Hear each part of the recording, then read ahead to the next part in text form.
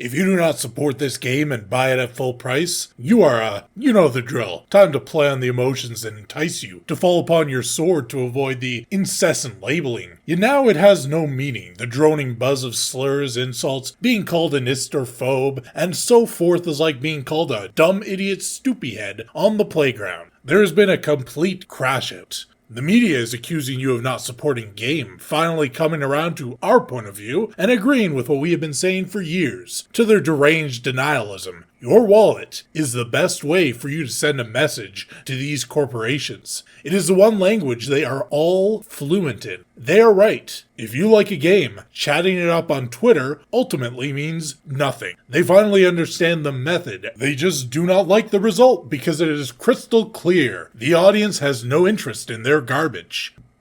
Just like a diamond and roses is how you court a type B, show a corporation how much you love them with swipe of a card. Unfortunately, if you keep buying a game people are displeased with, that game will never change. Just ask the 100% of sports gamers who all hate Ultimate Team, Sports Game Gacha, overpriced DLC, or the cookie cutter yearly releases. They've been talking about how much they hate the direction of companies like EA and 2K for years. Yet, while their typing is telling them no, their money is telling them yes, yes, yes. Sometimes the game's audience can get behind not buying something that pisses them off. And for the last year, the media and Western studios have been full panic mode over this, as the audience is very dedicated to not buying games considered woke or DEI, that are anti-men, that have racist and sexist themes, that push ideology, that ruin beloved franchises and characters. Halo TV with Naked Master Chief, rejected. Saints Row about whiny spoiled hipsters that look like the hardest thing they've done is barista up a coffee, rejected. Kill the Justice League, more like kill the studio, even one of the most expensive games ever made, arriving at the perfect time when the market needs a new hero. Shooter, Concord, didn't survive a half a month. On the flip side, the game's audience will get behind a game that does things right, even when the corporate games journalists collude to spread misinformation with the malicious intent of destroying the game and studio. Stellar Blade, Wukong, Space Marine 2, Hogwarts Legacy, all were target of games media harassment campaigns, which included threats, and in some cases doxing, the targeting of innocent people's jobs. How did gamers respond? Overwhelming support and positivity to combat the inherent toxicity of the consultant and media mafia.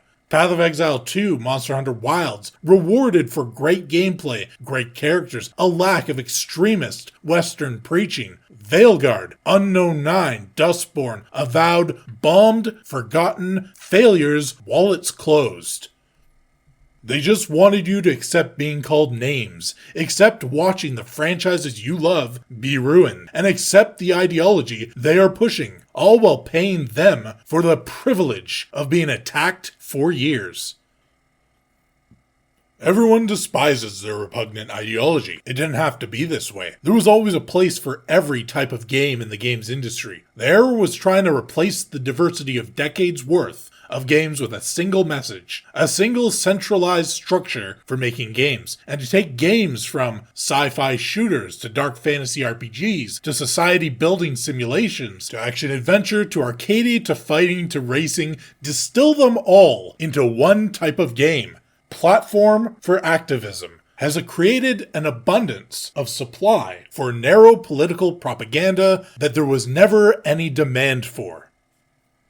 Lost Records may have thrived when barely anyone was making modern audience walking simulators. But now that every other Western game fits that description in some way, the 1% who might have fit the modern audience are eating well, while everyone else is hungry. With developers only capable of making games which are all the same sort of therapy session for disgruntled, rich, coastal elites who disown their families over identity politics and need to work out their rage through dream sequences where they chastise their parents and watch them die for the crime of not understanding what a Zur-Zem is. See non-binary lectures in the Veilguard for more information. This game has managed to bring a studio that half a decade ago was worth $31 on the stock market down below a single dollar. Your studio doesn't drop 95% in value for no reason. Even with the PS Plus handout from Sony, the PlayStation player base getting it free, you judgmental, beautiful bastards known as the gaming audience wouldn't even open your wallet for free. Now that's how you send a message. Lost Sales Butthurt Rage is a game that a studio of 5 makes in a year, and if they sell 10,000 copies, it does well. The studio has 300 employees. Big surprise, don't nod, has effectively no value. A lesbian narrative romp. Diverse teen girls exploring their adult themes. Road trip musician. Friendships tested, quirky, etc. Stop if you've heard this one before. It doesn't matter. It is another of those games made for an audience that loves them on social media, but won't shell out money to play their games. They won't even buy it for free. The biggest challenge with this game is to don't nod off. Of course, Lost Retard's Raging Butthurt isn't the only thing getting the ham beast steamed. Veilguard also came out on the PS Plus, and it was outdone by a retro turtle collection, mere months after launch. BioWare released a game type they have been considered best in class for over 30 years, and people won't play it for free a few months after launch. Half expecting a cancellation announcement for Mass Effect at this point, they likely can't even hit Andromeda quality anymore. Dragon Age the Veilguard, this should have been one of 2024's biggest releases, and gamers don't want to play it for free.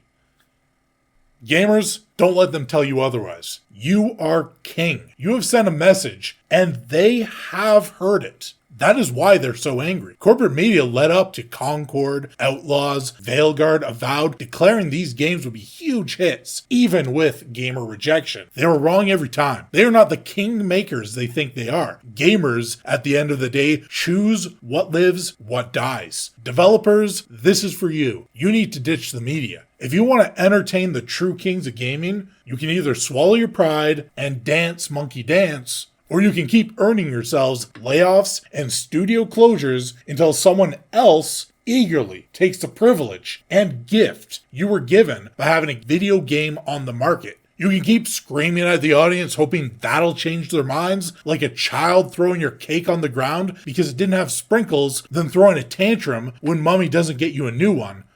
But if you keep with the antagonize your audience path, you are deciding to be laid off. There is nothing cruel about telling you that the actions that will lay you off are going to lay you off. What is cruel is lying to you, like the media and your activist pals in studios are doing, convincing you that it is more important to put messaging nobody likes into your games than it is for you to bring home a paycheck and still have a job. AA and indie developers are making better games than they've ever been able to before. And they do so with far more passion, love of the craft, ethical creativity than the AAA has managed in decades. The hardest thing for them is trying to break into an industry with so many entrenched Goliaths. But when AAA chooses to leave a gap to be filled, that benefits everyone. AA gets a spot for their game to get noticed outside of massive corporate shadows. Gamers get games made by people with passion who can continue to improve and make better games. See the upgrade between Original Sin and Baldur's Gate 3, Kingdom Come 1 and 2. And even AAA devs get the benefit of being removed from an industry they clearly hate, making games for people they hate even more. And if you're still looking for massive games, the likes of Space Marine 2, Monster Hunter Wilds, Path of Exile 2, Marvel Rivals, Stellar Blade, Elden Ring, Yakuza, and more show that some of these large studios still care about what they are making. They still want your money, and they seem to understand giving you what you want is the best way for them to get what they want. Novel idea, isn't it? Wukong and Palworld came out of nowhere, both breaking 2 million concurrent on Steam. And while journalists and Western devs cry about the industry and how hard it is to make a game, Steam player counts break records every month, proving the game's audience is growing constantly. And their lamentations of a failing industry are the same as everything else the media complains about. misinformation, and lies from unlikable and hateful corporate bootlickers who have spent the last decade alienating everyone around them, leaving them with no friends, no talent, and nobody to mourn their passing.